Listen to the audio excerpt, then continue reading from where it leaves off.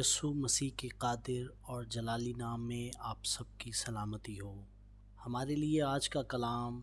امثال کی کتاب اس کا 2 باب اور اس کی 1 آیت سے 22 آیت تک پڑھیں گے۔ خداوند کے کلام میں یوں مرقوم ہے: اے میرے بیٹے، اگر تو میری باتوں کو قبول کرے اور میرے فرمان کو نگاہ میں رکھے، ایسا کہ تو حکمت کی طرف کان لگائے اور فہم سے دل لگائے، بلکہ اگر تو عقل کو پکارے اور فہم کے لیے آواز بلند کرے اور اس کو ایسا ڈھونڈے جیسے چاندی کو، اور اس کی ایسی تلاش کرے جیسی پوشیدہ خزانوں کی، تو خداوند کے خوف کو سمجھے گا اور خدا کی معرفت کو حاصل کرے گا، کیونکہ خداوند حکمت بخشتا ہے، علم و فہم اس کے منہ سے نکلتے ہیں۔ وہ راست بازوں کے لیے مدد تیار رکھتا ہے اور راست رو کے لیے سپر ہے، تاکہ وہ عدل کی راہوں کی نگہبانی کرے اور اپنے مقدسوں کی راہ کو محفوظ رکھے۔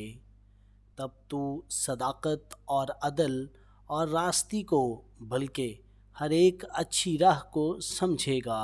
کیونکہ حکمت تیرے دل میں داخل ہو گئی اور علم تیری جان کو مرغوب ہوگا۔ تمیز تیری نگہبان ہوگی، فہم تیری حفاظت کرے گا، تاکہ تجھے شریر کی راہ سے اور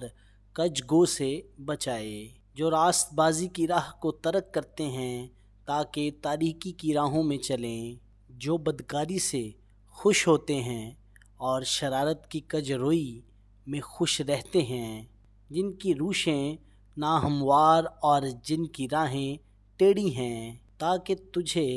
بیگانی عورت سے بچائے، یعنی چکنی چپڑی باتیں کرنے والی پرائی عورت سے،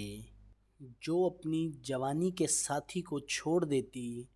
اور اپنے خدا کے عہد کو بھول جاتی ہے، کیونکہ اس کا گھر موت کی اترائی پر ہے اور اس کی راہیں پاتال کو جاتی ہیں۔ جو کوئی اس کے پاس جاتا ہے واپس نہیں آتا اور زندگی کی راہوں تک نہیں پہنچتا، تاکہ تو نیکیوں کی راہ پر چلے اور صادقوں کی راہوں پر قائم رہے، کیونکہ راست باز ملک میں بسیں گے اور کامل اس میں آباد رہیں گے، لیکن شریر زمین پر سے کاٹ ڈالے جائیں گے اور دغاباز اس سے اکھاڑ پھینکے جائیں گے۔ آمین۔ خداوند کا پاک کلام پڑھا اور سنا جانا ہم سبوں کے لیے باعث برکت ہو۔